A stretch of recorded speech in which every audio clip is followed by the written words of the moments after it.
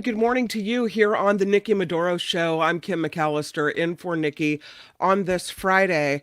And of course, the thing that we must mention at the very beginning of the show is the death of California's senior senator, Dianne Feinstein. I woke up this morning to the news on this website or on this chat thread, text thread of moms that I know. We're interested in politics, talk about all things political. And I wake up to this message. She has set a seat in government my entire life. Because of her, I never questioned that women had the right to be there. I knew it. Another mom friend of mine said, thinking of this incredible trailblazer this morning, my inspiration for so much in life. Rest in peace, Dianne Feinstein. I don't think we didn't know this was coming, right? I don't think can be surprised by this. We saw her struggle with health conditions and age. In the last year, it got particularly bad and played out in front of the whole world. So while it isn't surprising, it is sad to see her go. And we'll talk about that in just a moment. Before we do, there are some things that I would like to ask you to do, and that is to click the like button if you could. Also, if you're here and haven't subscribed, to please do that as well. Some morning housekeeping things to get out of the way, but thank you for doing that. But I do want to talk more about Dianne Feinstein. I will say that in the second hour of the show, Brian Copeland will be here. He'll talk politics and other things. And Tim Sika will be here today to talk movies as well. But I do want to go back to Dianne Feinstein because I feel it's important to remember her. I wish that the end of her life hadn't been so public, but it was.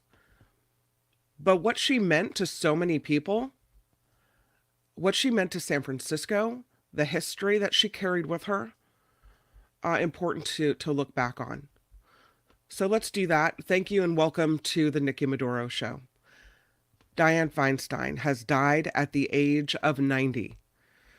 3 decades she sat in the U.S. Senate representing the people of California. She was the longest-serving female U.S. senator in history. She died last night at her home in Washington. And her death means that California's governor, Gavin Newsom, has to step in.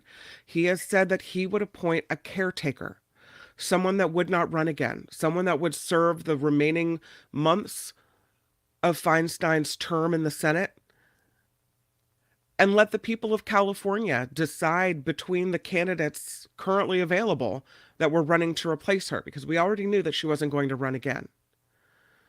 So we have Adam Schiff, Katie Porter, Barbara Lee, seem to be the front runners in this race. I do want to talk a little bit about Mayor Dianne Feinstein.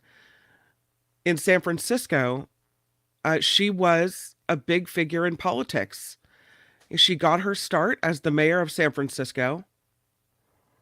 She ran for Senate in 1992. And I think if I look back on her time in the Senate, and she did so much. But what stands out for me was the assault weapons ban, the federal assault weapons ban in 1994. They renewed it, then it lapsed.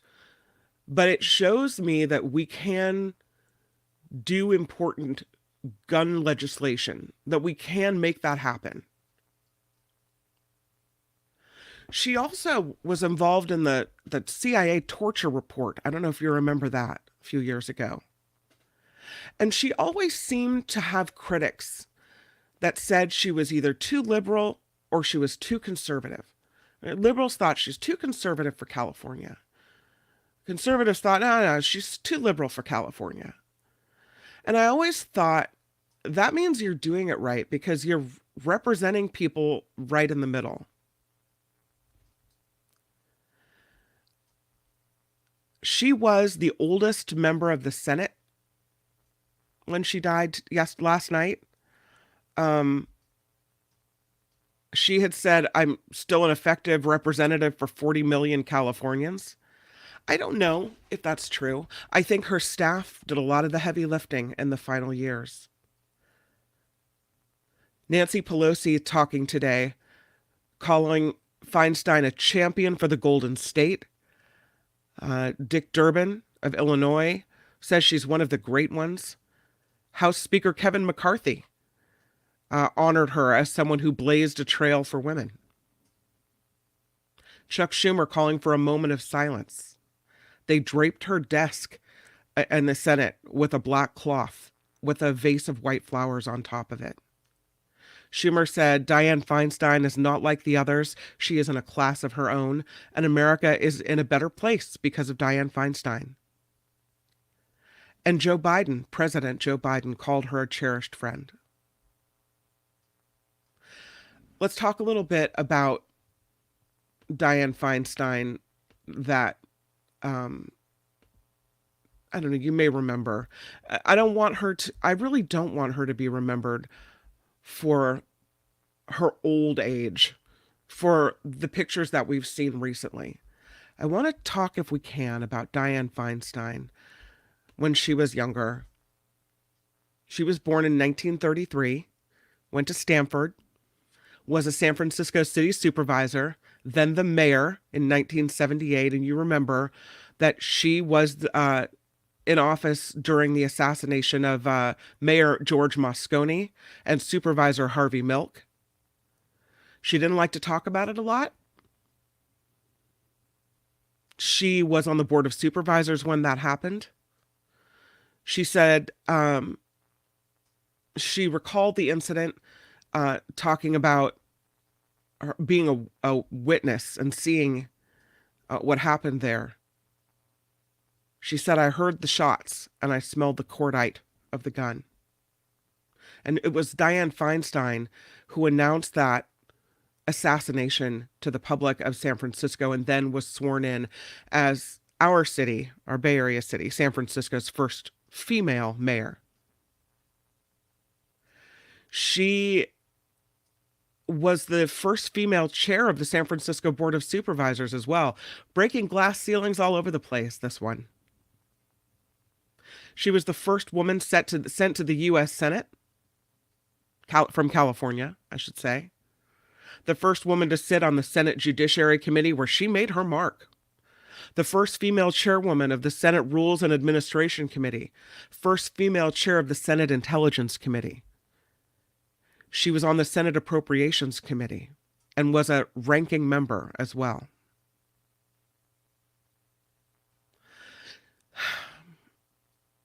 I would call her a leader when it comes to gun control.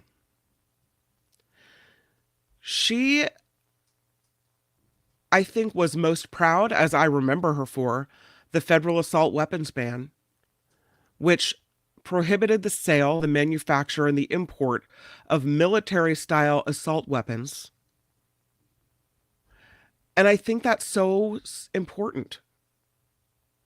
I think, if memory serves, and maybe you guys in the chat know more, but it was after the mass shooting at 101 California in San Francisco, and given everything she'd been through at San Francisco City Hall, that is what moved her to take action when it came to assault weapons and banning them. She had a lot of criticism, though. You know, she didn't do everything right. Okay? She was criticized for how she handled the Supreme Court vetting and nomination and all that of Amy Coney Barrett. She would not block Barrett's nomination. And so there were a lot of liberals that were upset with her for that. And I don't know if she could have prevented it anyway, but, you know, I hardly think she's the only person responsible for that, if at all. But I remember her as someone I personally looked up to, and I agree with my friend who said that because of her, I never questioned whether a woman had a right to have a seat like that in government, that I just knew. I just knew because she was always there and she was always doing the work. So, Senator Dianne Feinstein has passed away at the age of 90. Let's talk about what you have to say in the chat, your memories of her, what your thoughts are about her job for the state of California, what she has done. Lori writes early on this morning, I don't think anyone was surprised that she died. What surprises me is that she voted yesterday before she died. Again, I think her staff did a lot of the heavy lifting. And if you have been following politics of the last year, and I don't want to show a picture because she looked really, really bad. I want to remember her as I started paying attention to politics, in the 80s and the 90s. I want to remember her in those years. I don't want to remember the Dianne Feinstein in the wheelchair being, weekend at Bernie's pushed around the Senate.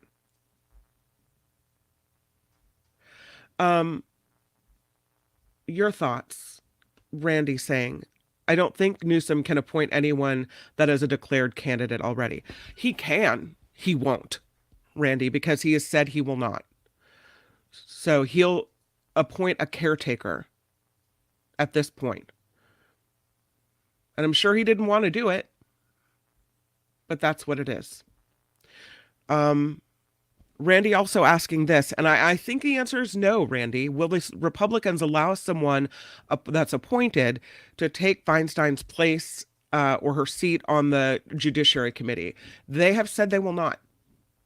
And so I think that will be a fight, but I don't think that whoever is appointed as a caretaker to replace her will be able to slide right back into all of her committee seats. I don't think that's true. Sadly.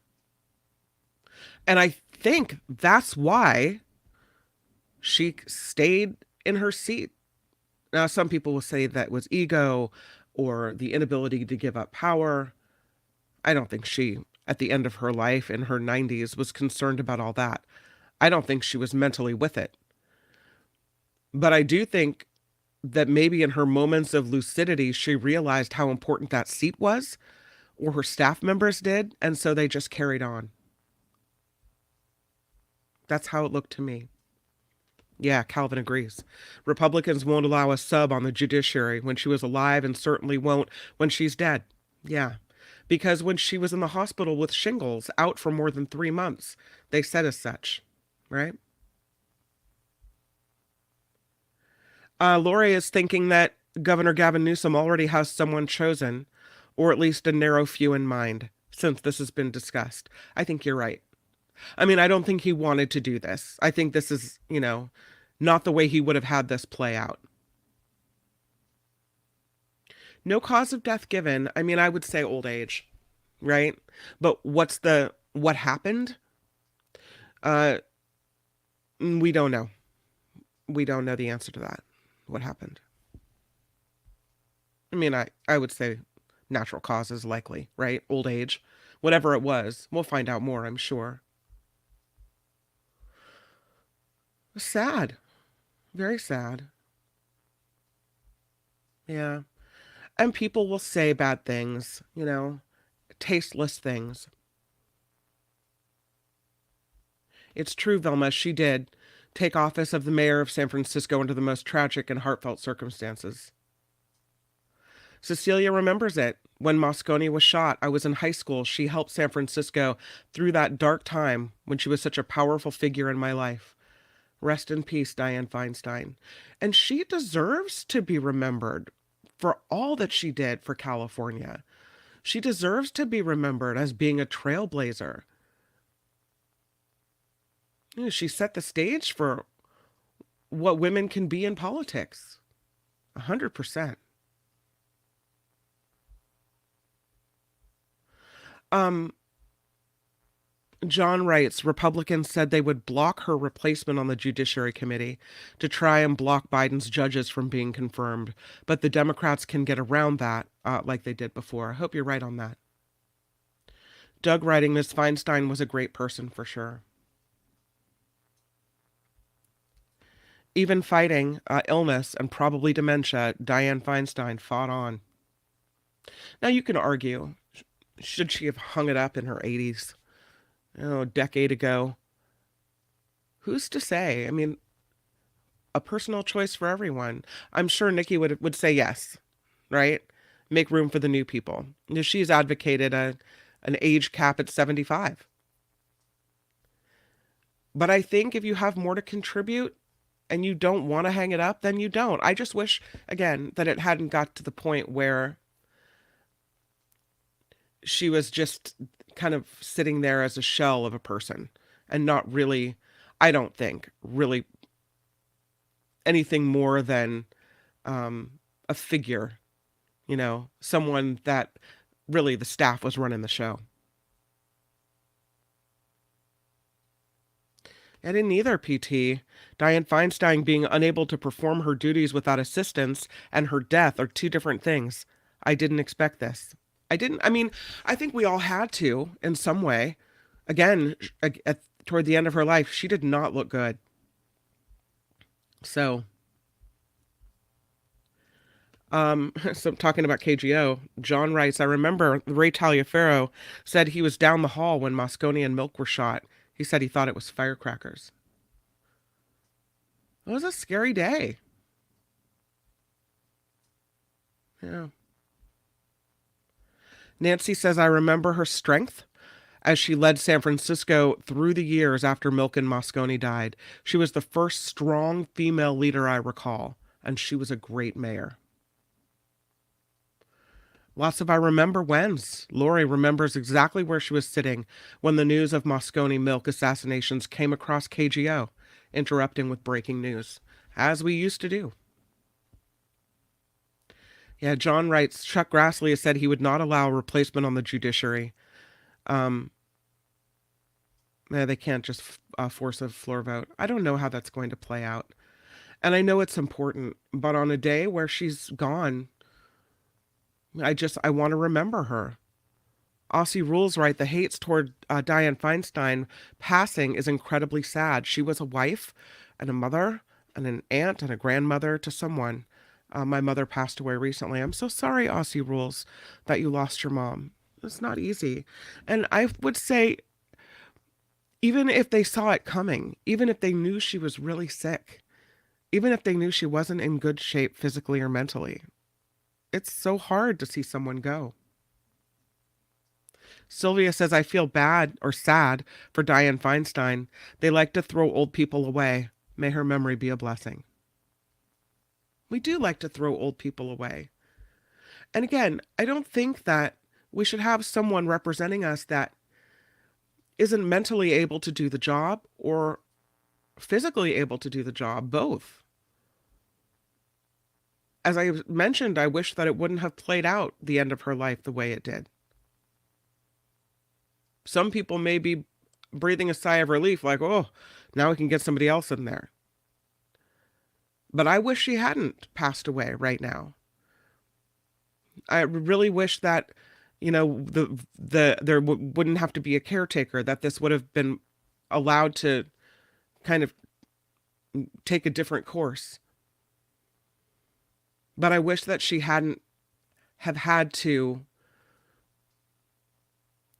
spent the time, the last moments of her life, trying to keep that seat and do all this for the people of California. I think that she did enough and didn't need to do that.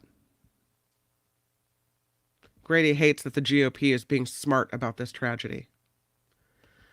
John, I respect her for what she's done, but when she decided to run for her last term, she had to realize that she was going to be over 90 at the end of that term, and she did it anyway. And that is vanity. Is it though? Or is it someone who realized how important the seat on the Senate Judiciary Committee was, and how a junior senator would not have been able to take those seats, who knew the power and wasn't ready to give that up for California? I don't know if it was vanity. Maybe it was. You might be right. I don't know. Randy, yeah, says she should have retired when her health went downhill. Lori says, I would like to see Newsom get away from appointing a black woman commitment. I really wish politicians would ease up on statements like this. Okay, but he made it, and now he's in it, right? So they have to do it. I think he's committed to it now, and that's fine. John remembers Dianne Feinstein's work in getting the Desert Protection Act passed. I think he said it was the first time he wrote a letter to a politician. Very cool. Yeah. John Slade writing, it'll be harder to get lower court judges confirmed quickly. It'll take more time. If it's a Supreme Court justice, it can go faster. But Republicans can't stop Biden's nominees, just delay them. Flo, good morning to you, writes Dianne Feinstein is one of the true greats in the world of politics. A trailblazer who needs to be honored and always remembered. 90 years. Imagine all the things she has seen in those 90 years. Yeah, she's old school. You know, she knew who she was dealing with in Washington, D.C. Doug writing, may her memory be a blessing. She's in a better place now. I hope that you're right. Cecilia, her and Dianne Feinstein and Ruth Bader Ginsburg looking over us and kicking some butt. I'd like to think that's true. Brian says she passed away just how she wanted to, in between Senate voting. I don't know who he will appoint. You know, I mean, it's so, it's going to be just a matter of months. So I don't know how important it is. It just can't be Barbara Lee or Katie Porter or Adam Schiff, right? John Slade says, I think let the people decide. If they think Feinstein was too old, well, she's passed away. Yeah, John. She's passed away now. So Dianne Feinstein has passed away at the age of 90, and I feel sad about it, but also glad that she was there for us for so many years, for much of my life, really. I've heard her name in the media. When I was a kid in the 70s, she was mayor of San Francisco. And for my adult life, she was my senator. She was our senator. And I think this picture really tells a lot of the story when women had to wear these giant bow ties, right? I think that's then Mayor Dianne Feinstein, or possibly when she was in the San Francisco Board of Supervisors. She's been around, knew how to get it done. And I'm sad to see her go. Thank you for sharing your thoughts about Dianne Feinstein this morning. As we know more about what's happening with the governor and who he will appoint, I will bring that to you, or if you happen to see it. We know that earlier this month, Gavin Newsom told NBC's Meet the Press that he would select an interim replacement or a caretaker if Feinstein chose to step down. Didn't choose this, but here we are in the same boat. He said he would not choose any of the Democrats currently running for Feinstein's seat in the 2024 election. So, yeah. So we'll see what he does. Our longest serving female senator has passed away at the age of 90. Thank you for sharing that. I may still talk about it. It's just on my mind so much. You know, her life and her legacy, what she meant to the state of California, what she meant to American government as well. Some other things, though, that I had planned to talk to you about this morning, because you're right, Lori, I did have a whole show planned for you before that happened. Um, I wanted to mention that it is going to, it seems so insignificant in comparison, but it is going to rain this weekend. So, light rain showers and wind gusts are expected in the Bay Area this weekend.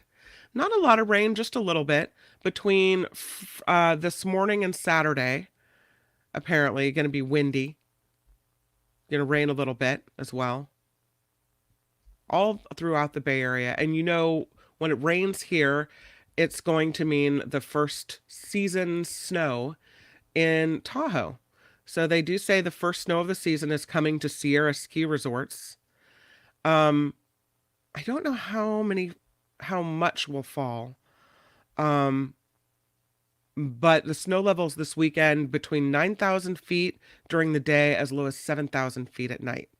So it's kind of already feeling like, the seasons are changing. Something else I did want to mention for people here in the Bay Area is that there's going to be some big traffic delays this weekend because Highway 101 is closing in Redwood City for a bridge replacement. So if you hadn't heard about it, or if this is where you get your news, just heads up. Highway 101 will be closing between Whipple Avenue and Britton Avenue, and that is going to be for 55 hours over the weekend for this bridge replacement. The worry is that a lot of people headed to SFO over the weekend might not get that message, and so there's going to be a lot of traffic out there. Let's talk a little bit about gas prices, speaking of driving. I don't know when the last time you filled up was, but we had this discussion at my kitchen table the other day. My husband said, "Did you know that gas prices went up 50 cents overnight?" Yeah, I keep watching it go up and up and up. And in many places in California now, $6.85 to fill up, almost pushing $7 a gallon. It is truly, truly outrageous.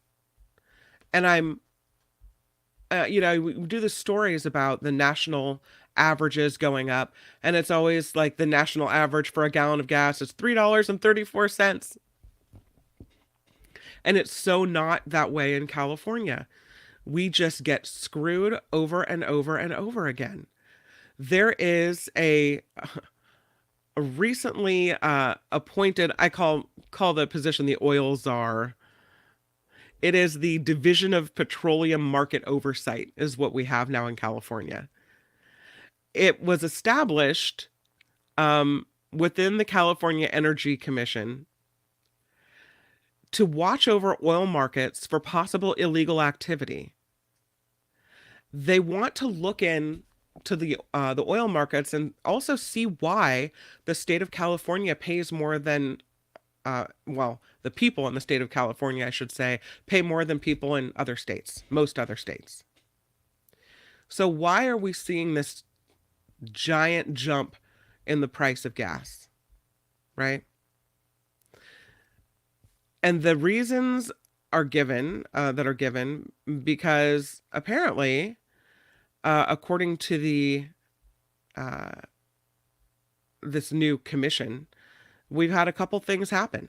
We've had an increase in the global crude oil prices because of Russia's invasion of Ukraine. We've had decreased oil supply due to an in-state refinery outage and maintenance. And we had, and this I think is key, a single isolated trade on California's real-time spot market for gasoline that caused a 50-cent per gallon price spike. So those three things combined are what the director of this new Division of Petroleum Market Oversight is saying caused the prices to jump as they have in recent weeks. That trade happened on September 15th. It was the only trade reported that day. We don't know right now who was involved in it. Will it work to have this Division of Petroleum Market Oversight? Is that going to work? I'm so jaded when it comes to the price of gas that I don't know. Although experts like the director of the Energy Institute at UC Berkeley, his name is Severin Bornstein, he's saying the new oil transparency laws in California are already bringing us some new information. So maybe, I don't know.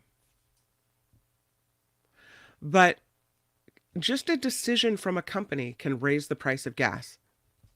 Doesn't really take much. And who doesn't want to make a decision that's going to make you more money, right? Two companies produce a combined half of California's gasoline.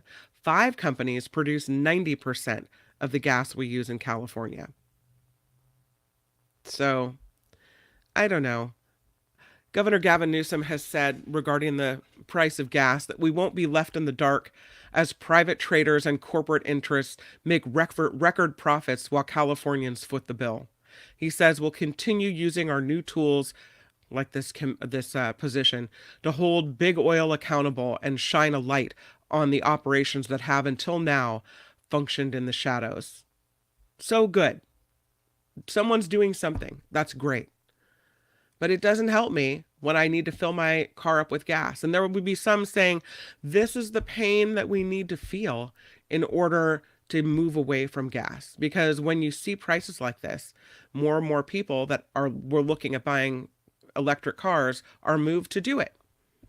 And so maybe if the price of gas gets up to $10 a gallon or $15 a gallon, that people will say, I'm out. I've had enough. I don't know. I don't like it though. I'm mad about it. And it doesn't feel fair at all.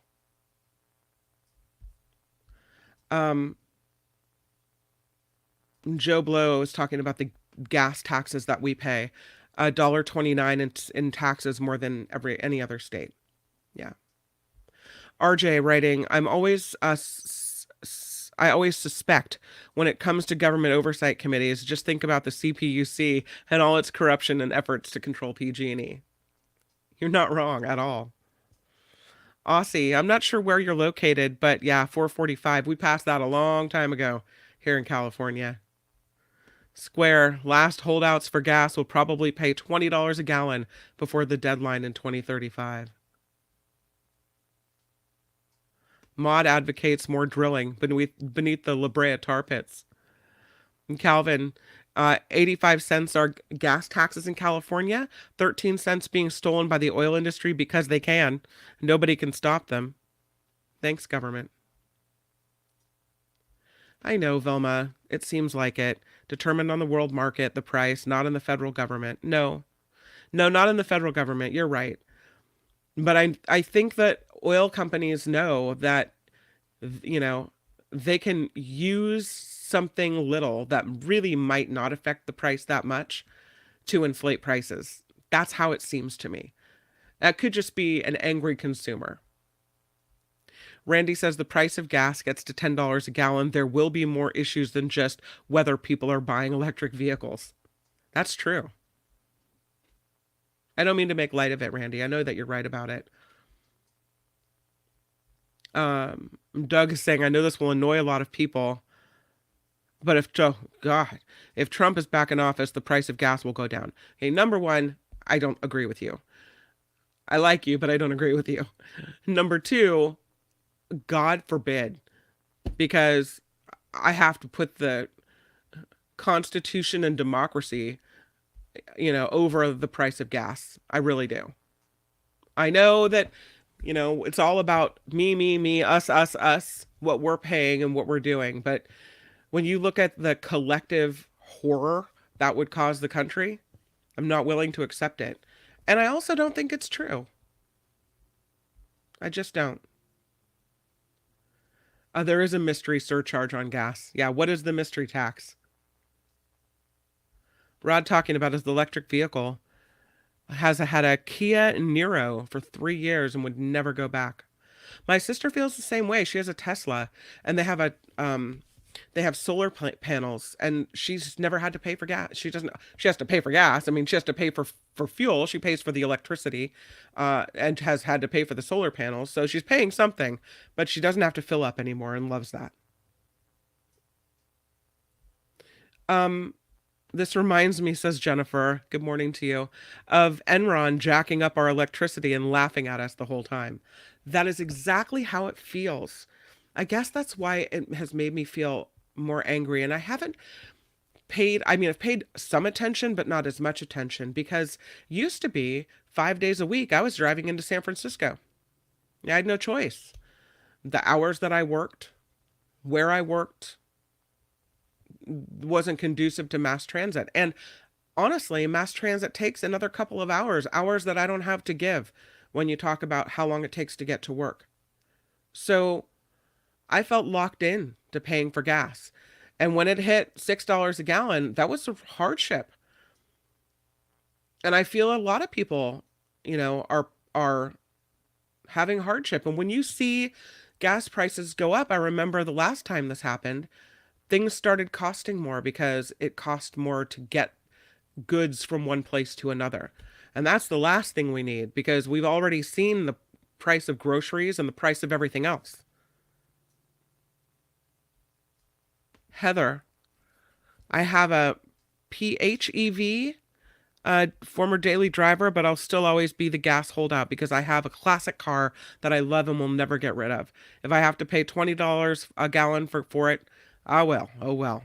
Yeah, those classic cars. I kept my old Mustang now.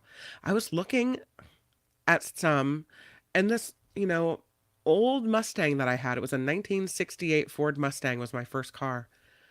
And they're like, people are selling them for $25,000 right now. Crazy. John says gas was pretty cheap during a lot of the Trump era, thanks to nobody going anywhere during COVID. Yeah. Wes says I don't drive to work, so a tank lasts me a month sometimes. Working from home is huge. It's why I want to, not the only reason, but why I want to stay here doing this. I don't want to drive back to San Francisco every day. Nikki's there now. She's had to fill up and do it. It is nice not to be able to have to do that. And not to feel like you're held hostage by gas companies. And Joe writes, California won't simply just give up the revenue they get from gas taxes if we go electric. Get ready for a road use tax. We're already seeing those toll roads, Joe. Yeah, no, they're going to want theirs. It's true. Vilma fills up every 10 days. Yikes. When I was driving to and from San Francisco, Vilma, I was filling up twice a week. And I have a Toyota RAV4, the little SUV. I mean, it's kind of more of a midsize, or I don't know. It's a smaller SUV, but I don't really think of it as an SUV because it's just kind of a different shaped sedan, right? And that was, even at that time, $85 every time I filled up. And I drove that car because it's a lot smaller than my Highlander. That we call it the baby car. It's the car we got when I had kids. But I think, the next time I buy a car, it isn't going to be an SUV.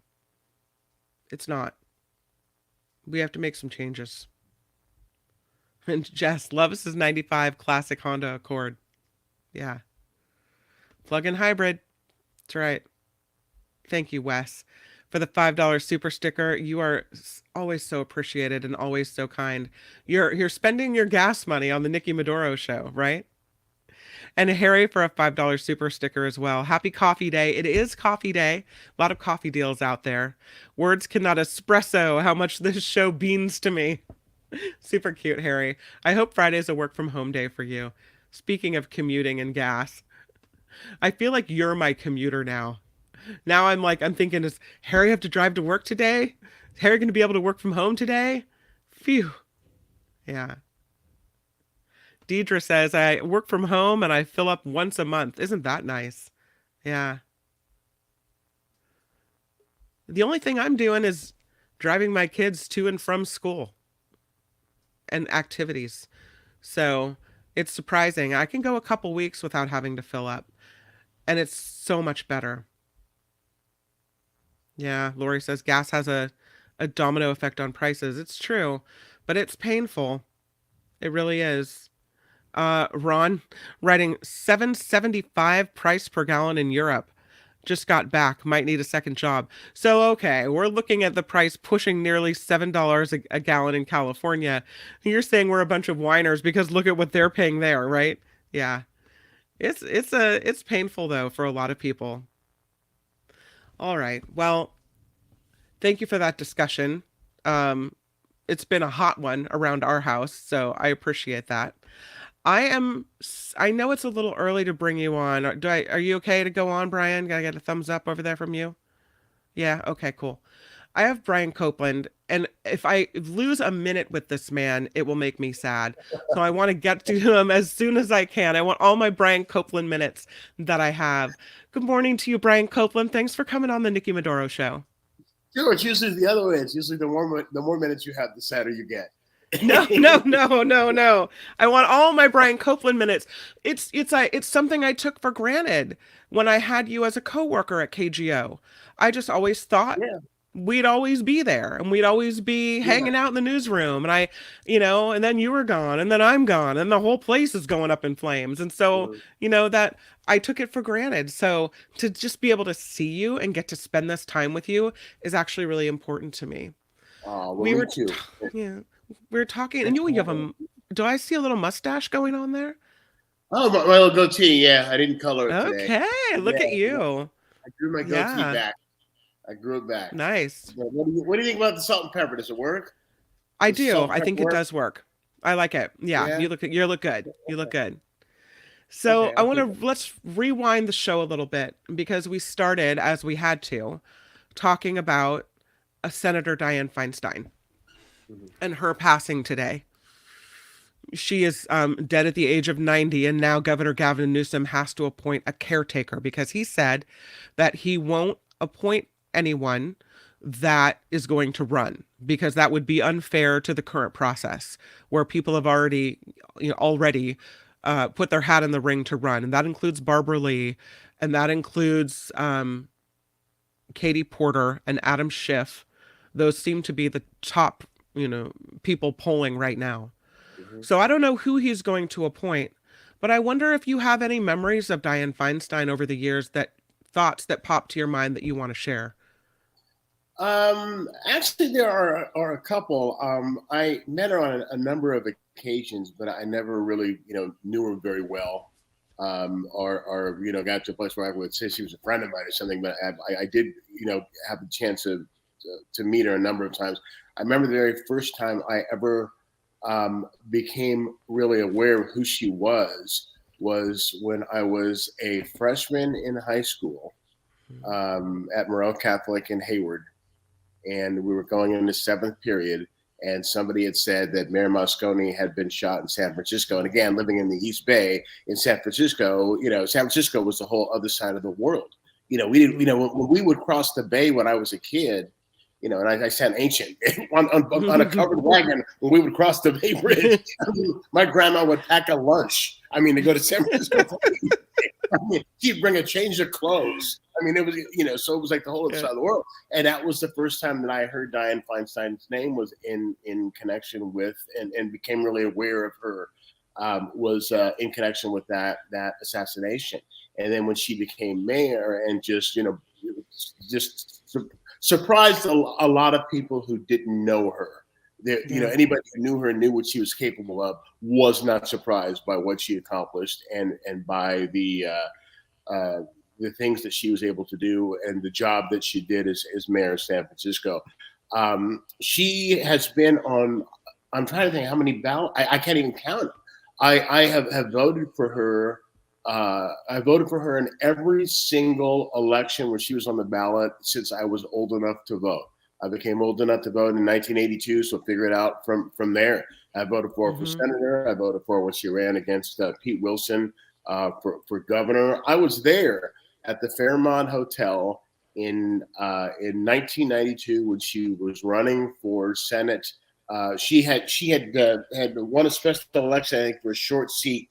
She ran for governor against Pete Wilson. She lost, and Pete Wilson, I believe, was a senator, had to give up his seat, and then she ended up taking his seat, which was a short seat, which was 2 years. She had to run again for a full 4 years. And her campaign manager at the time was Dwayne Garrett, and Dwayne Garrett was a talk show host at KGO for. And Yeah. did you know Dwayne? I don't know if Dwayne No, pre. he was before my time. Yeah. Yeah, and Dwayne was Yeah. a very, very dear friend. But Dwayne was her campaign manager, and she was running against Ariana Huffington's husband at the time, Michael Huffington.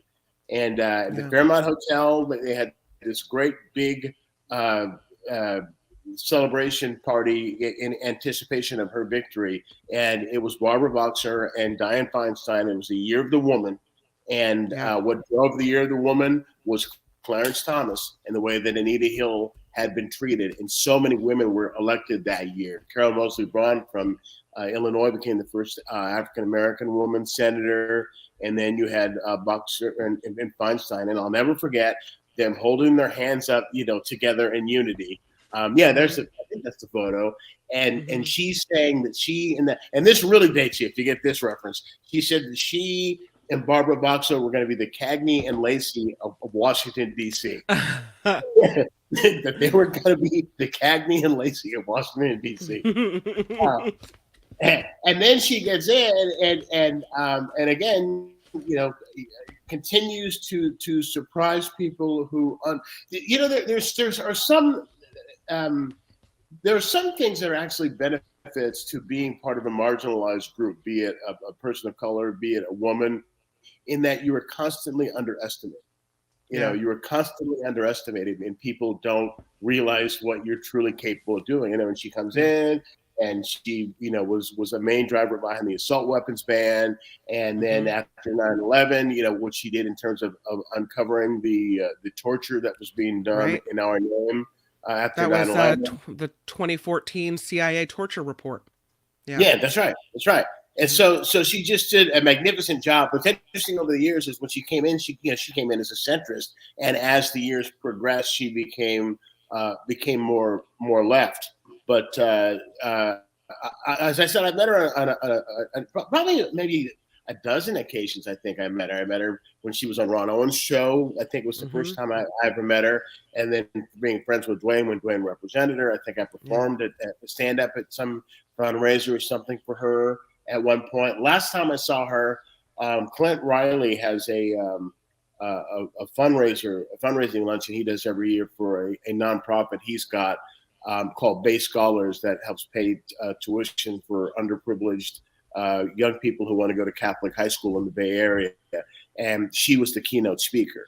And I MC it every year. She was a keynote speaker, and that's the last time I saw her. And I remember because she gave this phenomenal speech, and this is probably I'm trying with the shutdown. It's like we were living in an alternate reality. I can't remember if something really happened a year ago or did it happen Yeah. 4 years ago because of the year that we Right. missed. So I don't remember if it Yeah. was before or if it was after. But I remember she gave this amazing speech, and as I was passing her back to the podium, I whispered in her ear, "Don't you ever dare retire." And Hmm. she She smiled when I didn't. said, and she didn't. And that's the one thing. The one thing is that I really truly hope, and just looking at some of the coverage for I came on with you, is all of her accolades are being celebrated, which is wonderful. Right. And I really, really, truly hope that is what. Although I know there are certain news organizations that are going to focus on Yeah. other things. What I hope that she is most celebrated and remembered for are her accomplishments. Right. The things she did as a trailblazer, the things she did as a senator, the Yeah. things she did as mayor of San Francisco, uh, as opposed to um, her decline in her last days. I hope that her best days Yeah. were many, many, many, many, many, many, many more are the things she is thought of and remembered for and celebrated for, as opposed to the last couple of months when there was Yeah. all these questions of age. I think though that and I what you talked about wanting to remember her for her accomplishments, and there are already some poor jokes being made. There always are, though. People will always do that. You I worked in feel a it's important. newsroom.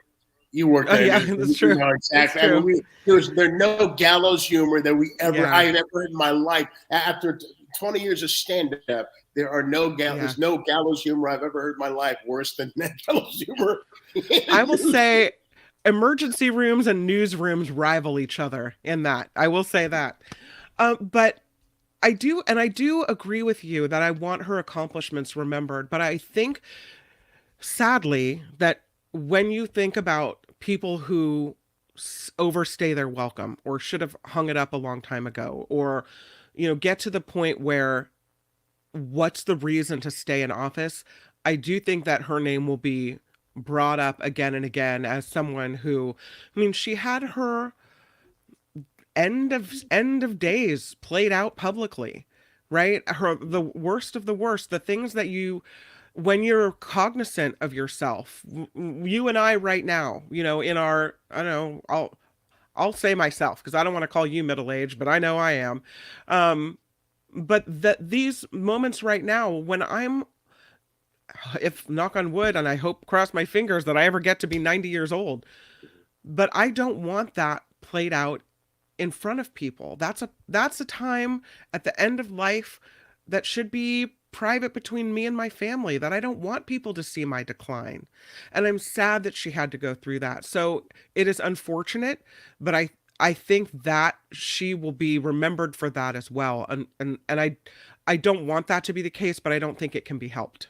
Well, but here's the thing: is you make the assumption that because you get to a certain age, because the calendar says you are chronologically at a certain age, that you are going to be in decline. I mean, Right. George Burns was performing stand up and doing it well when he was 98 years old. Yeah. It was only in his last 18 months, I think it was, before Hmm. he passed away, like right around his 100th birthday. That Yeah. that he. But then again, by flip side, you look at Bob. I look at Bob Hope. I put everything in terms of comedy because show business.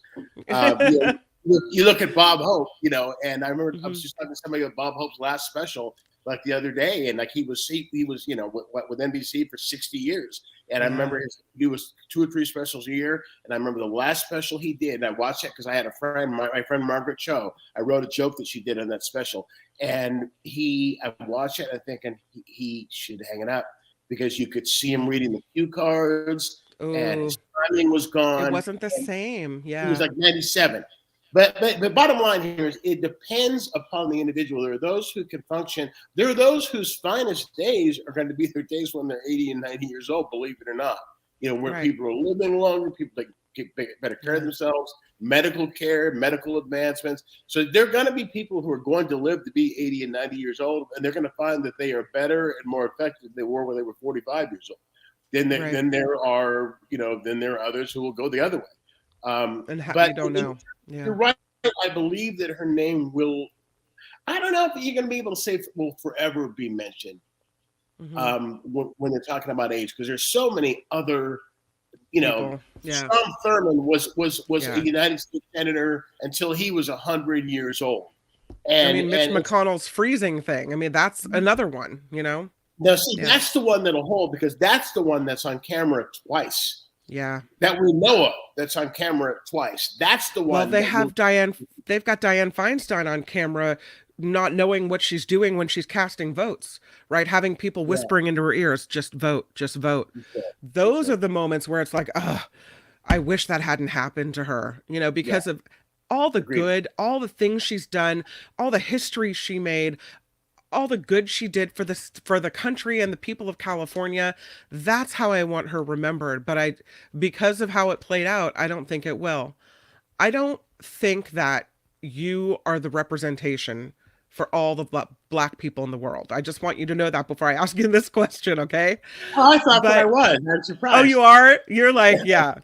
I thought they all You speak passed the you ballot. I speak for was. all you're the president of all the black people. No. But I wanted to ask you this question because you're here and it turns out you are indeed black. Governor Gavin Newsom has said that he would appoint someone, and I think even in a caretaker role, that's a black woman. Mhm. And the reason I'm asking you this question is because there was some talk in the chat about, whether or not, because now he's appointing a caretaker role, does he still have to hold to that, mm, you know, promise that he made to make our Senate more diverse, to make our government representation more diverse. If he doesn't appoint a caretaker who's a black woman, are black people going to be upset about that? Are they Yes, going to feel like he broke them a promise? Can you yes, talk a little bit about it? yes. And again, not speaking again, black As the people, president of all the or black anybody people? else, are not a monolith. But do believe there are going to be African American constituents who are going to be very unhappy with the fact that uh, that California lost its opportunity to have its first African American woman senator. Although that may happen with Barbara Lee, if Barbara Lee's elected. I do believe he's doing the right thing in not picking somebody who's running. I will fess up to tell you right now, I love Katie Porter. I love Adam Schiff. I love Barbara Lee. I would be really fine with any of them. I would be fine with any of them winning. But I will tell you straight up, I'm biased because Barbara Lee's a friend of mine. So I consider Barbara Lee a friend of mine.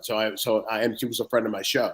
I'm biased in terms of I'd like to see Barbara Lee get it, but I do think that if he were to fill that temporary seat, the caretaker seat with Barbara Lee, I think that would be a mistake. It would be unfair to the other candidates. But I do, yes, you're right. Yeah, if he does not appoint an African American woman after saying he would, I think you're going to see some unhappy people.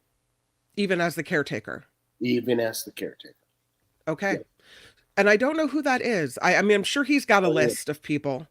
I'm sure that he, as he saw the end of Dianne Feinstein's life approaching, that he, has a list. So we'll see if he sticks to that. I don't, that wouldn't bother me at all. I mean, I think, and he said he wouldn't appoint Barbara Lee. I think that would be a little unfair, an unfair advantage, as as you mentioned. But and maybe even if the Black woman that he will hopefully appoint doesn't run for this, maybe it will give her some name recognition so that she can go on and do some other things. Because if you don't have moments like this where you lift people up, then we're always kind of going to be stuck with what we have in the past had. So that's how we move forward and make change, right? That's exactly it. And whoever he picks, I mean, even though it's a caretaker role, and I mean, how much time are we talking about left? What? Months. 18 months? Yeah. Or something. Whoever he picks makes history. Whoever he picks becomes, if he does, in fact, and he's been, pretty true to his word when he says things like this. And I'll be straight up and tell you I'm biased because I've known Gavin since he was a supervisor. But he's been pretty straight up about when he says he's going to do something like this, he does it. But whoever he picks makes history as the first Black woman senator to represent the great state of California. So regardless, they automatically get a national profile. They're automatically on a Trivial Pursuit card for all eternity. They're automatically on Jeopardy forever. Yeah. Who was the first Black woman senator in California? Forever. But it will elevate their profile. Absolutely. Can we talk a little bit about the impeachment situation going on in in Congress with Biden? I saw this. Did you see this picture that they showed in the impeachment inquiry?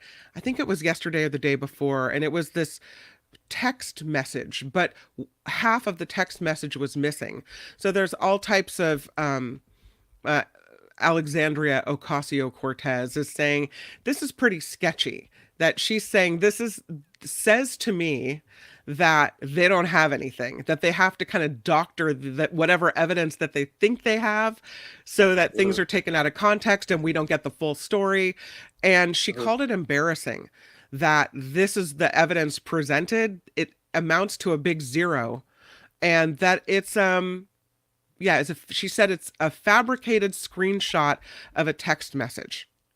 And at this point, AOC says we should be investigating the investigation for ethical conduct that's happening on the Republican side of the aisle. And she said, I think, frankly, the GOP knew this is cooked and done from the beginning. I'm not sure why they decided to embarrass themselves today. She said, I don't know what was quite going through their minds. Is this just a momentary blip to try to take the focus off the Trump trials? Or why are they, unless it's vindictive, I don't know why they're doing this. They have nothing. Well, I'll tell you this, a couple of things. First of all, and I will tell you straight up that this is a bunch of BS. And so I have not been following it. I've not been following it because it's BS. It's not going anywhere. You have Republican senators, including Mitch McConnell, who says, if this is not going anywhere, it's not something that should impeachment is not something that should be done tit for tat.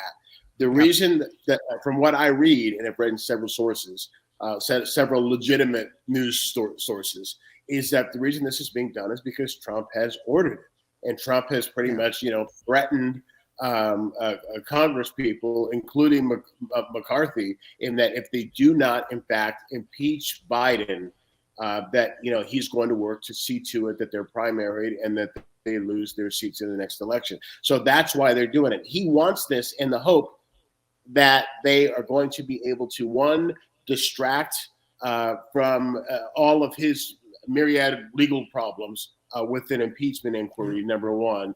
And number two, that it'll give him whataboutism. That when the avalanche, when the avalanche of ads against Trump starts with all of his stuff, from E. Jean Carroll to, I mean, where do you start?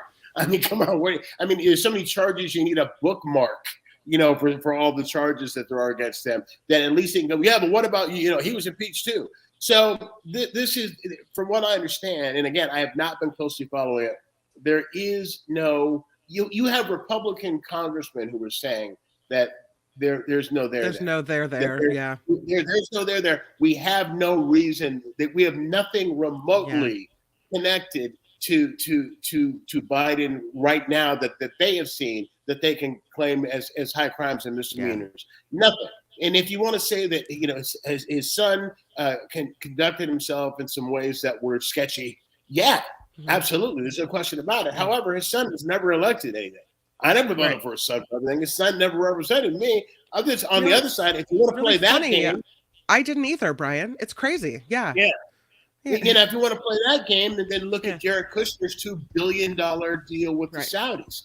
If you want to play that game, and he was actually somebody who had a government position, to someone who was affecting policy that affected all of us. So it's political. It's fear of Trump, and again, because they don't have, as our dear late friend Gene Burns used to say, they do not have the testicular fortitude to stand up to Trump and to take their party back. They're going to kowtow, and they're looking like fools.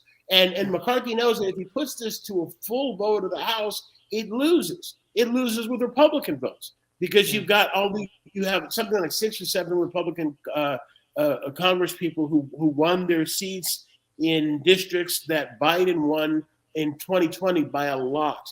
So they've got to walk the middle line, and they're sure as hell not voting for this.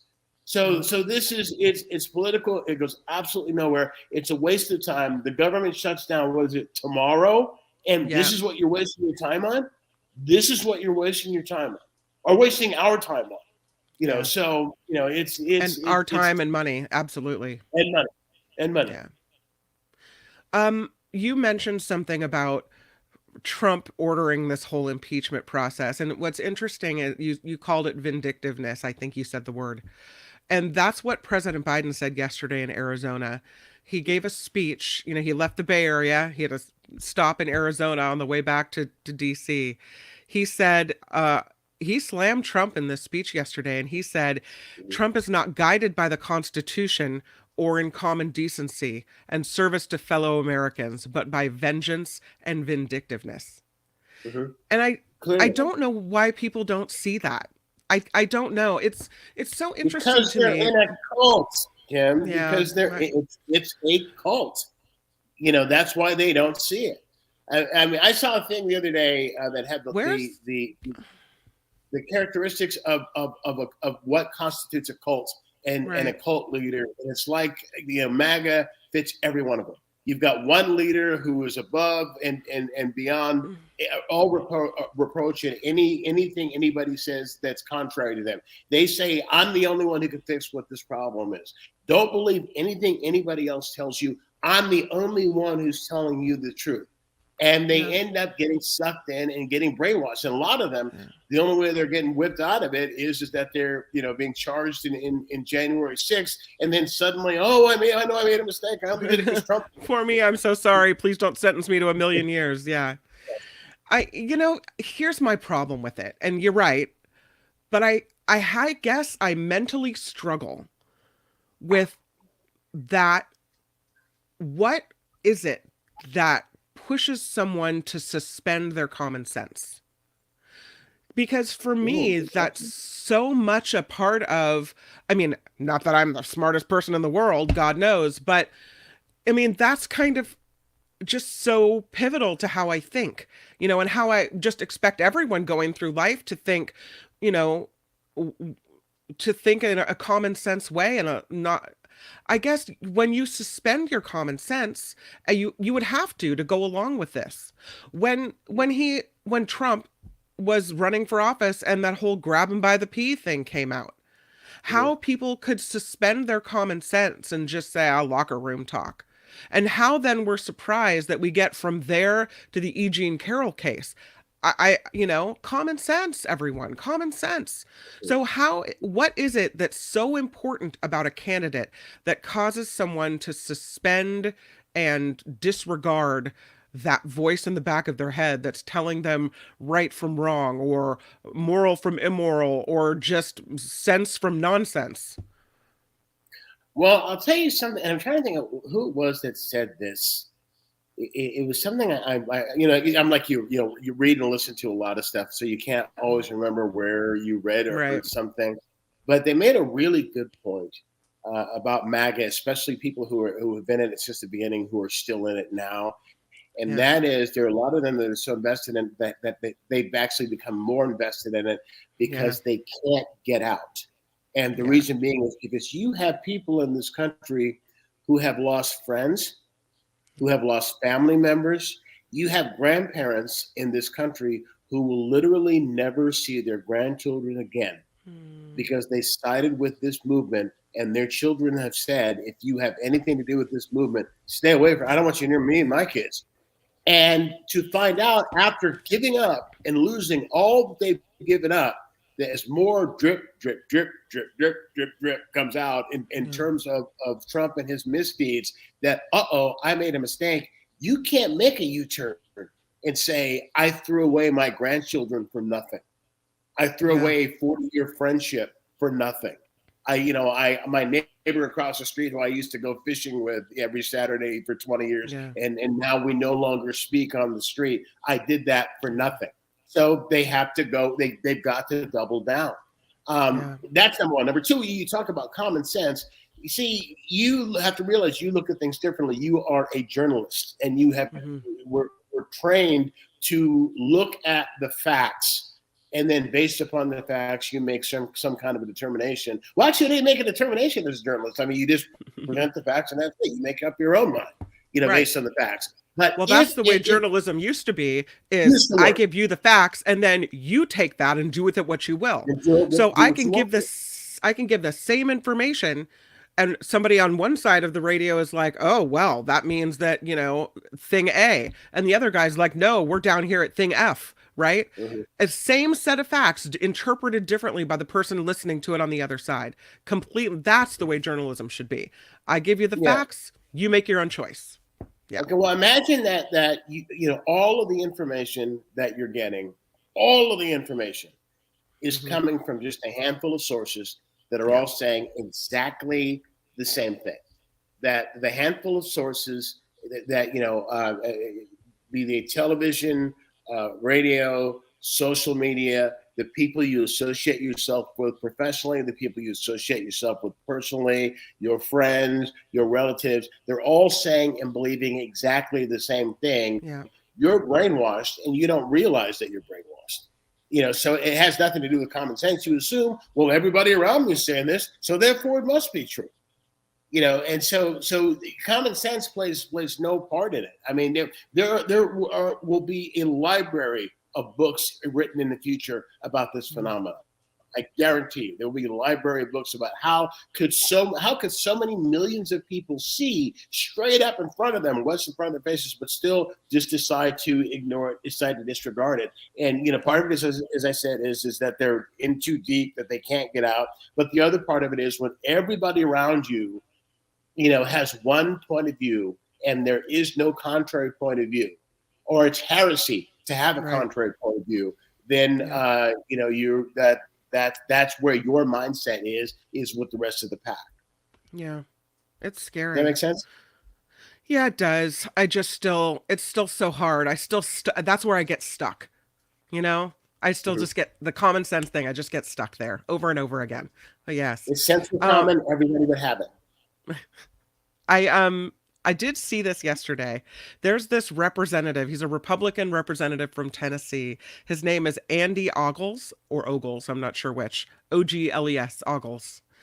And he accidentally referred to Donald Trump yesterday as President Chump. Now, it's one of these things where, we all have a slip of the tongue. We all have to correct ourselves. We We've all all have done it. these moments where, oopsies. But, and he said, you know, he didn't mean to say it, whatever. It was very quickly taken from C-SPAN and put all over social media. Uh, he also had another one. I guess he's one of these guys that exaggerates about his background, right? They all do it. It's Mhm. now normal to lie about your accomplishments, the things you've done. We just expect that when we read a bio for a politician that half of it's made up, I guess. I don't Yeah. know.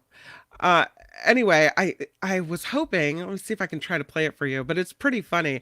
And then I want to ask you, if you've ever had a verbal slip up like that, and if so, what your worst one was. I did have one time that I will tell you about. But here is Representative Ogle, as he makes his President Trump remarks. See if I can play it for you now. Okay. April 15th, 2019, under the leadership of President Trump is Oopsies, that was it. That's all under the leadership of President Trump. I'll take Freud for 100, please.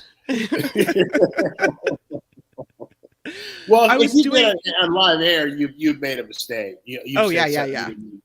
You yeah. tell me your worst, and I'll tell you my worst. Well, my worst, and it wasn't really that bad. We made a joke out of it. It was kind of funny. I'm sure I've said things that were the ones that hurt me the most or that are the most painful are when I've gotten a fact wrong and then I have to come back and correct myself. But that's par for the course, and we all have to do that. But the Yeah. misspoke, like where my brain didn't connect. I was on the air one night with Bernie Ward, and I was doing a traffic report, and I said the Golden Gay Bridge, and we must have laughed about that for it was like we carried it through the show. Then it was just this funny thing that happened, but it was one of those things where it comes out of your mouth and you're like, oh no, I didn't just say that. But yeah. Okay, here, my worst one was on television. Oh. Was my absolute worst one. When I started in Bay Area television, I did weather on Channel 2 for a couple of years, and I did mornings on 2. And we'd have to be at 3:30 in the morning, 4 o'clock in the morning to be on the air at 7. And then after that show's over at 9, I have to hang around for another couple hours to do the noon news. And Mhm. you're right to a crisp by the time you're ready to do that. Right. And it's the last element of the show. So the way that I did it, because I was doing weather in the Bay Area. It's going to rain or it's not. Right. It's basically it. I did it's going to rain or it's not. It's not like there's Right. real weather. Every once in a Yeah. while there'll be something. Yeah. And so what I would do is I would look at the satellite picture ahead of time with a real meteorologist who would explain to me, here's what the picture is that you're going to show, and here's what it means and what it shows. So Yeah. there was a cutoff low pressure system that was coming up the coast of California, Northern California, and it had like a tail on it, and the tail of it was supposed to drag past the Bay Area to give us like a tiny bit of rain. And on live air, what I was said was, okay, so what's going to happen is you have the slows, and the bottom, you see the tail part here, is going to drive right past us and give us just a little bit of rain. So I say this, and I remember on the anchor desk, it was Laura Zimmerman and Frank Somerville, and they start busting up. And I'm going, what are they laughing at? What did I say? So we get done, and they go, oh my God, I can't believe you said that. I can't believe you said that. I said, what? They go, you said drag my ass. And I said, no, I said drag right past. And they go, no, you didn't. You said drag my ass. So they pull up the tape master control, and son of a bitch. That's exactly what I said. You'll see the small, they'll come and it'll drag my ass. And, so I'm half asleep. I've been up since 3:00 in the morning. And I had no idea that I'd said it. In my mind, I'd said something else. I thought it came out around something. And it wasn't until I saw it. And that's the most embarrassing. No question, bar none. Yeah. And thank God nobody complained. Nobody said anything. I didn't get called in by management. Nothing. Drag my ass. I'm gonna drag 12 o'clock. So kids are watching it 12 o'clock, 12:30, and 12:20 in the afternoon. But that's probably the most embarrassing one. It's so funny because you can be convinced that you said something and not realize how much you misspoke. I was doing a newscast one time and we had a news director. His name was Paul Hosley. And I said something about the 49ers, and I don't know if I got a score transposed or I said something totally incorrect. But in my mind, it was exactly what I had written and meant to say. And he popped his head out of the newsroom and said, "Hey, I think you just said thing X." I don't even remember what it was anymore. And I argued with him. I said, "No, I didn't. I've got written down right here. I said exactly what I wrote and what I meant to say." He said, no, you didn't. Trust me. You didn't say that. You didn't say that at all. Let's go back to the tape and hear what you said. It's so weird how, you got to believe other people when they heard it, not believe yourself. It's exactly my situation. I was adamant. I mean, I argued with him. I was adamant that no, I did not. There's no way I said that. And no way on live air I said something like that. No way. And it was not until they pulled up the footage and showed it to me. And it was like, oh my God. But thank goodness nobody said anything. And you never got called out on Golden Gate Bridge. So there you go. I wanted to bring this up to you. It's a whole different topic. It's about parenting. You have a pack of kids over there. You're a grandfather now. You're kind of the expert in this situation. I want to mention that she brought it up that Nora is 1 today. Is today her first birthday? Today is her first birthday. Oh, sweet baby Nora. We're all so excited she even exists in the world. So this is amazing. Happy birthday, Nora. It's funny because I know if we were still on KGO, we'd be talking about that all day long, right? Yep. So it's nice to be able to mention it on the air, even if it's a different platform. So happy birthday, baby Nora. We love you. But talking about parenting, there's this study out of Harvard talking about the number one thing successful parents who raise strong and resilient kids do differently. They did this national parenting survey in 2020, and they say being critical of your kids is one of the worst things you can do. And it's something I struggle with because my mom was critical of me. Her mother was critical of her. This is one of our traits that's carried from generation to generation in my family and I don't know if it's you're criticizing because somehow your children are a reflection of you. And so you're seeing things in yourself that you're criticizing. That's psychological, something else I don't know about. But they say the most successful parents don't follow this critical style of parenting. And this is something I really struggle with and something maybe I failed at. So I want to raise strong, resilient children. I don't want them to go through life having poor self-esteem. But when a parent is critical, and this is one of the questions they give, why can't you be more like your brother? I expect all A's. Oh, no, I haven't gone there. I expect all A's this semester. I haven't said I expect all A's this semester, but I have said something like, your job is to do well in school. That's your job. Or, clearly you need to try harder. So there's some things that are a little harsh that I think as I reflect, I think maybe I could have said that differently, or maybe I shouldn't have been as critical. But the gist of this study is that when you put the focus of the child on their accomplishments and what they do, that they develop a false sense of self and a coping strategy to get the love and support that they need to survive. So instead of just accepting them for who they are, then they have to try to please you in different ways. And they never please you just by being who they are. And it affects their self-esteem. It affects a lot of things. They say parents who raise the strongest, most resilient kids create an environment that allows them to make mistakes and not fear failure. I have had moments where my daughter has told a teacher, I'm really afraid to tell my mom what I got on this test. And that makes me feel horrible, right? Yeah. I feel awful about that. When you're raising your three, you have three, two boys and a girl, right? Yeah, right. When you're raising your kids, when you look back on it, I mean, I'm sure we all look back on anything in life and think there are things we could do better or see the mistakes that we made. Is this one of them? Or do you think that this is something I shouldn't worry so much about? Or because it seems to me that a lot of people, maybe it's just because that's the way I grew up, because my mom said those things to me, so I'm saying them to my kids. I don't know. What are your thoughts, Mr. Copeland? My thoughts. Well, I kind of came to it a little bit later in terms of, I was single dad for a long time. Yep. I was not the primary caregiver. I became primary caregiver when they were first grade, fifth grade, and seventh grade. And, it was, these things do not come with an instruction manual. Wouldn't it be nice if when they were born, you got a manual? Yes. Exactly. Someone should write it. Let me look this up and see what to do. Mm-hmm. So I made plenty of mistakes, but the thing that I credit the most with, and I do brag on my kids because I'm very fortunate that none of them gave me much trouble, and they're all living their dreams. They're all doing exactly what it is that they wanted to do. They're all using their degrees. They're awesome. And I got a lot of that from my mom.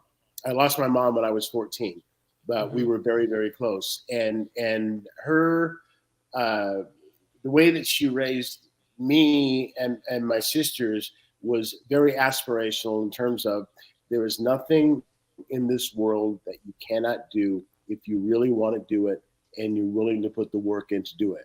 You're going to make mistakes. You're going to fall. You fall down when you're learning how to walk, but that's so you can learn how to pick yourself back up again. You're going to make mistakes, and those are learning opportunities. But there is nothing that you cannot do, and I believe her. And as a result, I to my detriment, even sometimes there are things that I refuse to believe that I can't do. And that's what I passed on to all three of mine. And I already see Carolyn doing that with Nora, that there are, that anything that you want to do, if it's something that you really, truly believe in and something you want to do, you are capable. There is no, I'm not smart enough. I'm not pretty enough. I'm not whatever, if it's something you want to do. And that builds self-esteem, that it teaches them that when they make a mistake, that a mistake is what do they say? It's an opportunity to begin again more intelligently. Is what it is. It's a learning experience. It's not the end of the world because you're going to make. If you try to go through life without making any mistakes, you're going to have a miserable life because you're going to make a mistake every. I make a mistake every day. We all do. We all. I've been rolling this. I've been rolling this study around in my head since I saw it a few days ago. And I started telling them, I started telling them instead of, trying to hold them to high expectations, I've started saying there's nothing that you could do in this world that would make me love you, not love you, or love you any less. Right? There's no F you could bring home. There's no D you could bring home that's going to make me not love you or not be proud of who you are. I want you to do well, but I'm always going to love you no matter what.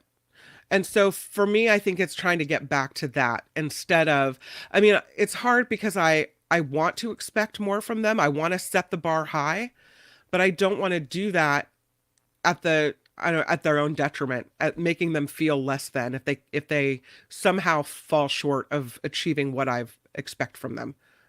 It makes me sound like such a harsh parent, but I don't know. Well, I think you're a harsh parent on yourself, is what it sounds like to me. It sounds like to me you're beating yourself up. You're being way too hard on yourself. Here's the best thing to tell them is and I think my mom used to tell me, and I would tell mine too, was just same thing. And Yeah. and the only way that you fail is if you fail to do your very best. If Right. if you fall short of what it was, what the goal was, but Yep. you can truly look in your heart of hearts and say, you know what, there's nothing else I could have done.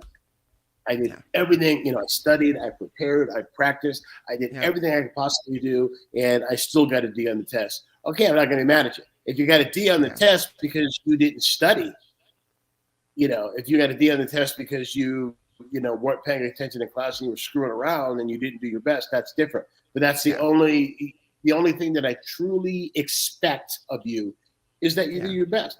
And there's nothing more that you can do than your best.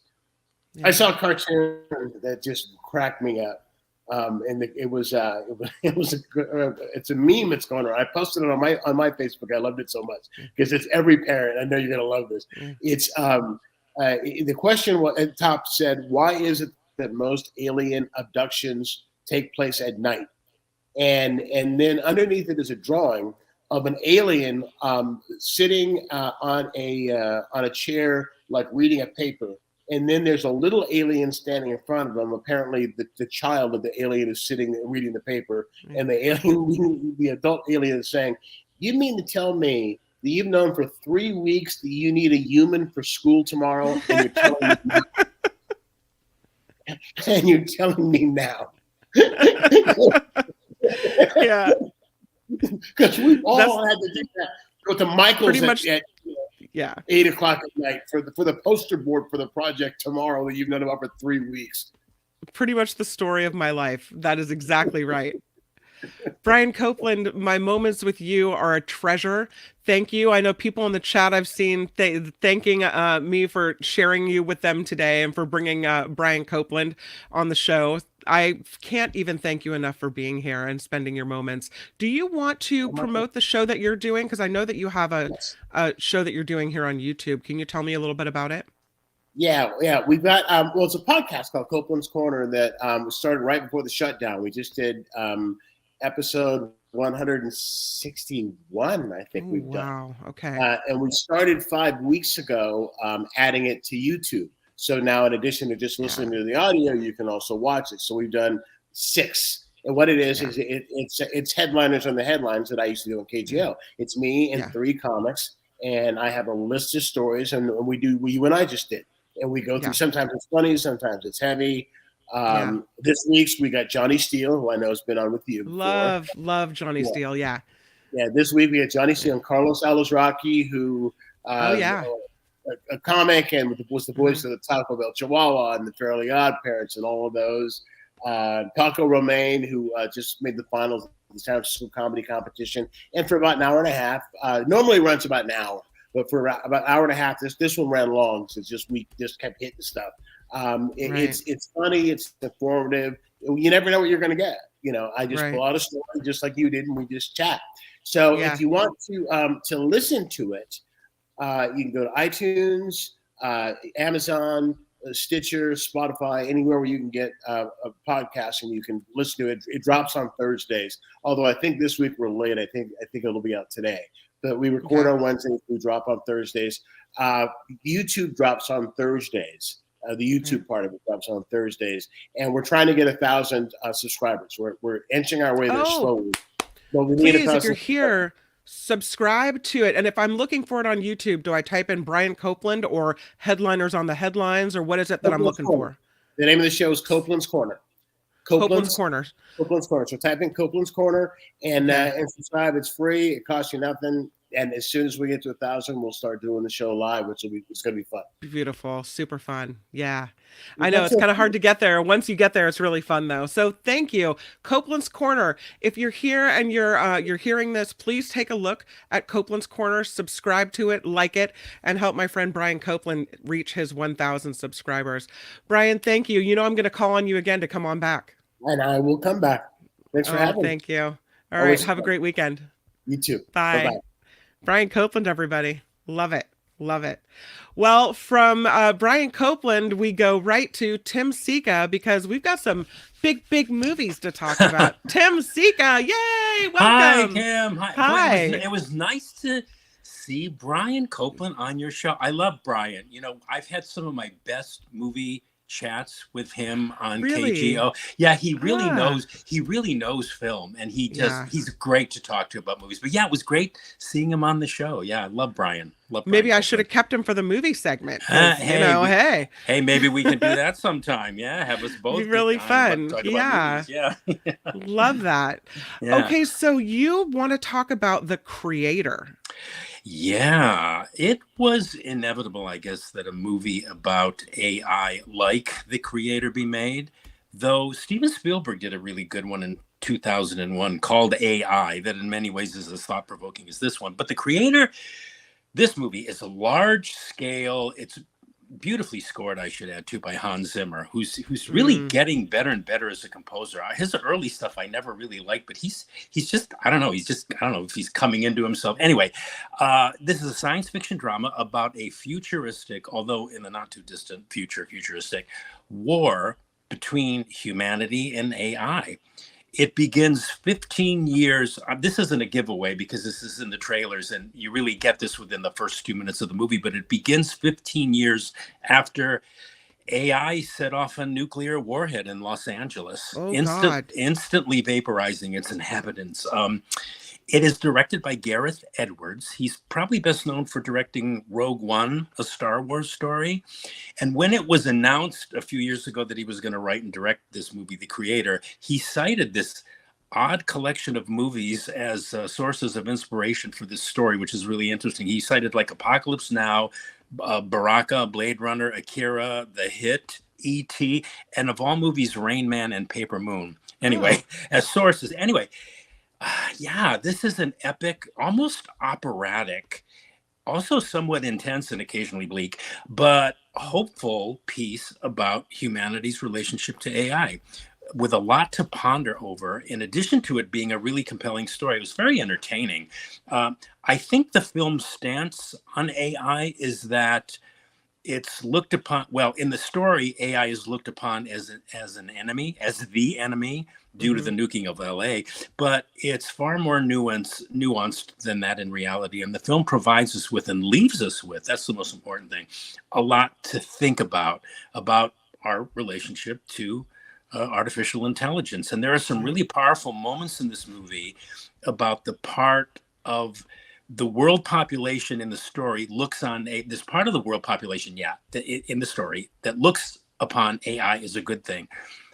There's a great line about that. One of the characters makes a comment about AI having more heart than one particular human soldier trying mm, to destroy it, because it's about two groups of people, the East and the West. The East wants to sort of like continue with this thing with AI, and the West wants to destroy it. And yeah, there's another moment where one of the characters observes that you can't really beat AI because it's evolutionary, which was yeah. really, really interesting. Anyway, so this is a very thoughtful, very entertaining, and surprisingly moving story.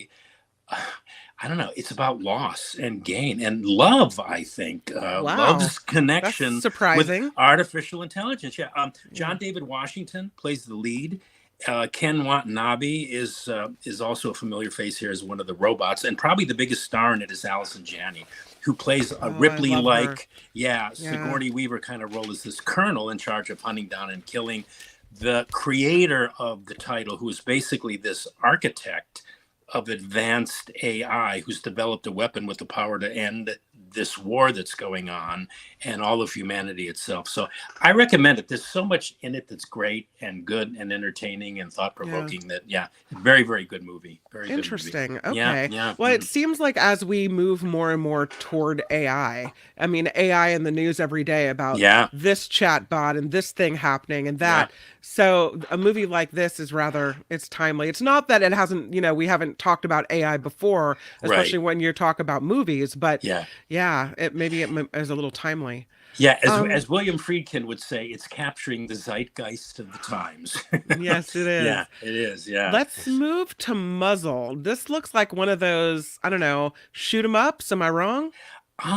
Well, this is another goodie, although it's Okay. a different animal entirely. It's first and foremost a cop drama It's other things too, which I'll get to in a minute. But it's primarily a cop drama about this ex-Marine. He's in the picture in the poster there, Hmm. played by the always excellent Aaron Eckhart. I wish we would see more of this guy. He Hmm. picks and chooses his projects very carefully. But anyway, he plays this character who fought in Iraq. So he's ex-military, but he's now an LA police officer with some issues, right? Mm. Ones which get triggered by his job. What's really interesting here, Kim, is that, well, for one, we don't see many cop dramas made anymore, which is a whole nother conversation. But what is interesting about this one is that it begins, interestingly, with this cop.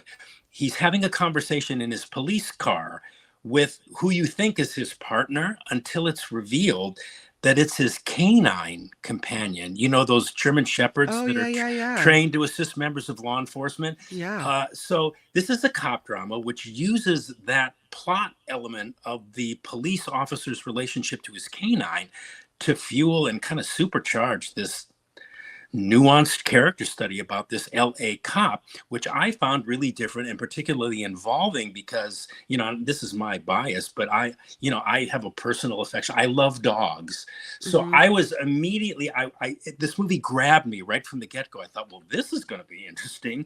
And as I said, it's a cop drama. It's also a drug drama. It's a character study and a kind of, you know, maybe unintentional animal tale.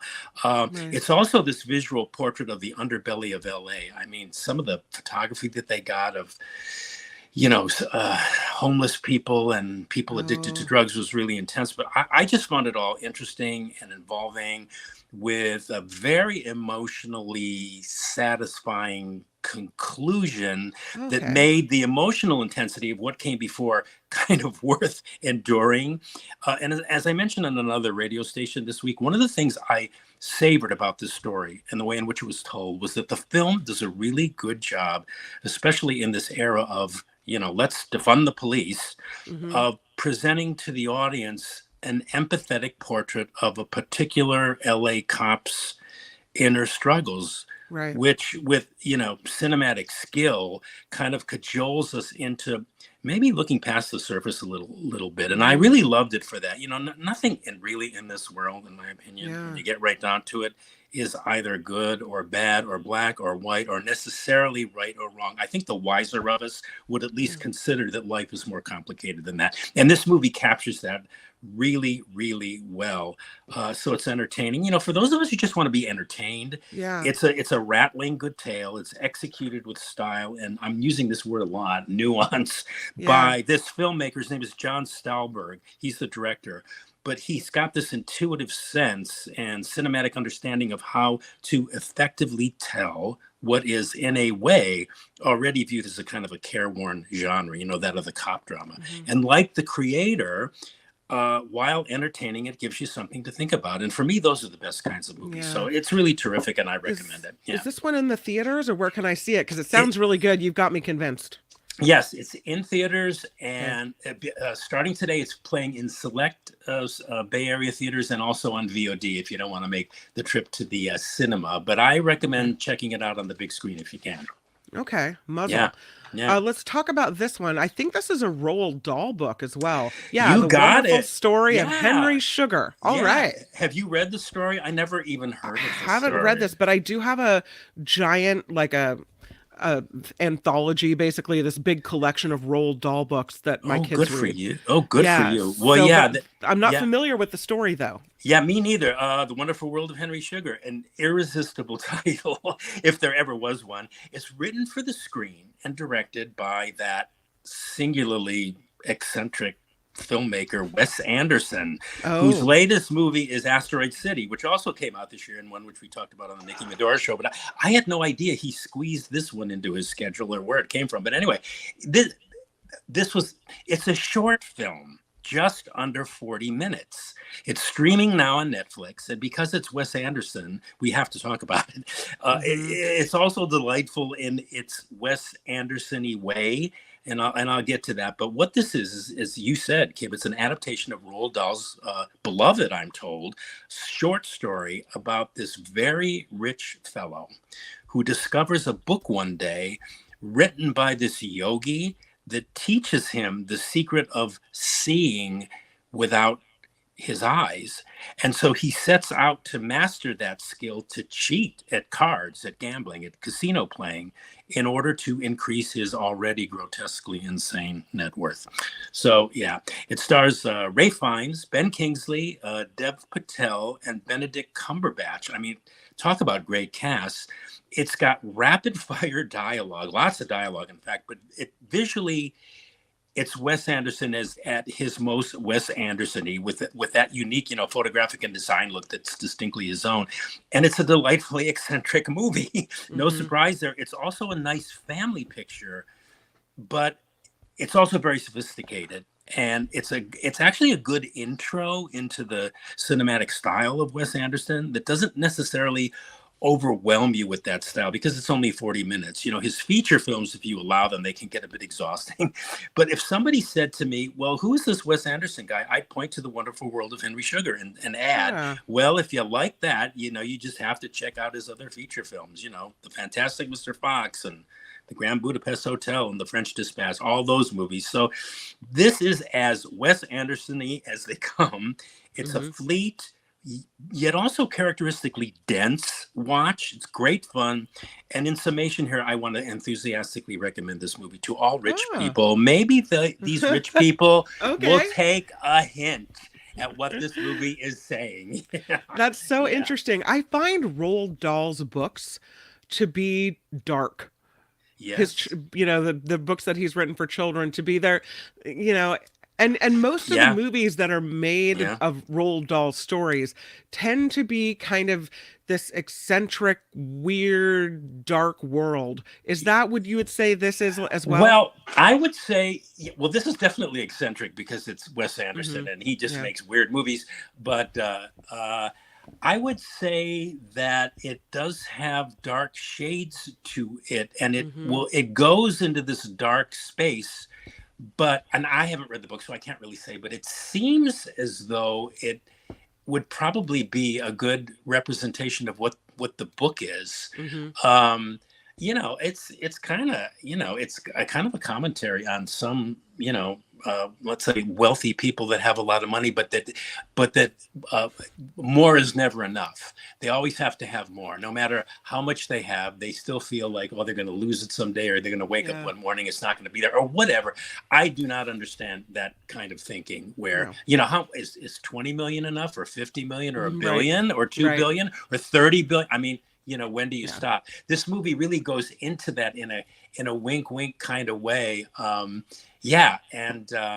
I love the way it ended. I don't want to give anything away, but I just recommend the movie. It's good, and it's only like 40 minutes, so it's it's just something you can kind of watch and watch with your kids even, and then chat about it afterwards. Because, where are we finding this wonderful story of Henry? It's on Netflix. It's streaming today. Oh no, I think it started streaming Wednesday on Netflix. But well, you just gave me the family movie night movie. Awesome. Yeah, and it's Look at not. you. And you can watch it. You can start it off even a little later because it won't go into the wee hours of the night.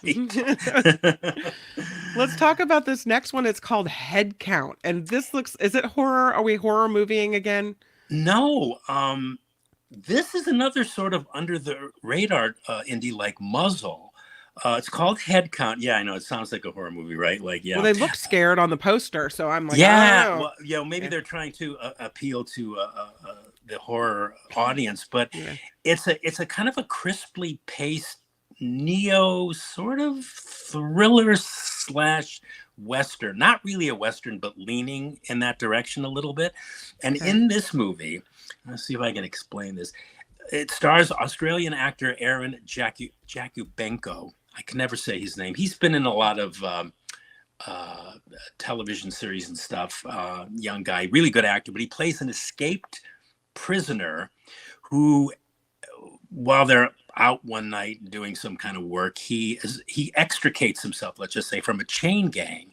And in the process, he steals a gun, only to have that gun, which is not fully loaded, by the way, throughout the narrative, because the story relentlessly goes back and forth, only to have that gun in these flashbacks have the gun that he stole after escaping from the chain gang being pointed at his head in a kind of Russian roulette scenario Oh, by this unknown assailant. So we don't know what's going on, like the character. We don't know who's pointing this gun. And whilst all of this is happening, our protagonist is just trying to get the hell out of there, wondering how many bullets are left in the barrel and trying to recall exactly what happened to each bullet because he knows it's his gun. So there's a mystery element there. And yeah, very simply, this is a movie that in its best sense reminded me of the indies of the 70s with okay. uniformly very good acting. It's also an anti-hero saga, which is also why it reminded me of those films from the 70s. And it boasts a very quote unquote movie sensibility about it all. And it not only had this interesting story, but it had great energy, I guess is what I'm trying to say, both in performance and direction. It was directed by the Burkhart brothers, Jake and Ben, two guys who were raised on a farm in Kansas and who are making their feature film debut here. It's actually a kind of a good calling card for them. If they're going to continue in the business. Right. But yeah, I don't know what's not to like. If you enjoy the kinds of movies I just described, I think you'll find Headcount well worth your time. There's also a great line in this that I remember that's worth quoting here. And I want to say, kindly please take notice, Donald Trump and Fox News. But that line was, I wrote it down here. That line was, quote, lying makes life more complicated than it's worth, end quote. So I would like to recommend this movie to Fox News and Donald Trump. Not that they would think that this line or the sentiment expressed in that line would necessarily apply to them. But anyway, it's a terrific entertainment movie. Yeah. Did you review Flora and Son? I'm going to say, why do you ask me? Because I have a story. I watched it this week and I wondered what you had said about it, and I don't. You know what? I didn't, and Michael Snyder and I, we're colleagues and we chat back and forth and we email back and forth and stuff. And he listens to my segment, I listen to his segment, and he asked me why didn't I review that, and basically I just couldn't squeeze the screening into my schedule.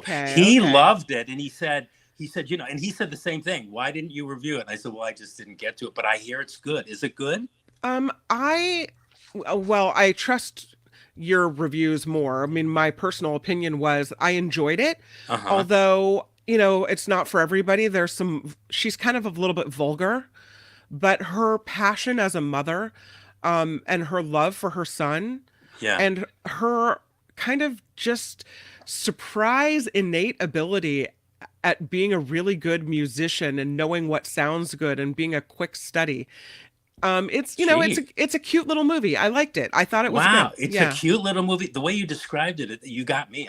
It sounds interesting. It's on Apple TV. Michael kind of convinced me too by his review that, well, I really should probably check it out, before the end of the year. It was different. It was different. Yeah. Okay, so The Creator, you liked it. By the way, there's other movies called The Creator, so if you're looking for it, it's the 2023 Creator. You liked it. You thought it was thought-provoking. Yeah. Muzzle, it's a cop drama. You liked it. You thought it was enduring. Messages are good. The Wonderful World of Henry Sugar, you said it's fun and you recommend it. It's on Netflix, so that's awesome. Yeah. Headcount, you said it has great energy. Another thumbs up from Tim Sika over here. Liked everything this week. Yeah, you did. That's awesome. Yeah. Thank you. We've got a big weekend of movies ahead of us, don't we? Yeah, and just so I get a lot of times I hear from people that I don't know, and they ask me why I don't like enough movies. I think I like more movies than I dislike. I think you do too. Yeah. I know.